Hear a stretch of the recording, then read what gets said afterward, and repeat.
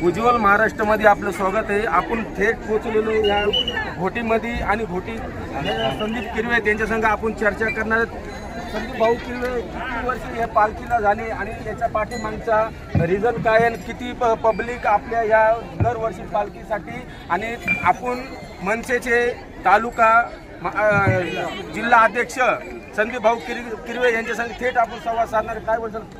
गेल्या 19 वर्षापासून आताच्या दिंडीचा परिक्रम आमच्या येथील संताजी दिंडी सोहळ्याचे तरुण युवक करत आहेत। खऱ्या अर्थानं तरुण म्हणण्याचा अर्थ असा की सगळं तरुणांचं नियोजन या दिंडीमध्ये असतं आणि यावर्षी या 19वे वर्ष दिंडी नंबर 16 महाराष्ट्रामध्ये मुख्यमंत्री एकनाथजी शिंदे यांच्याकडनं तिसऱ्या क्रमांकाचं पारितोषिक मिळालेली आमची दिंडी आहे।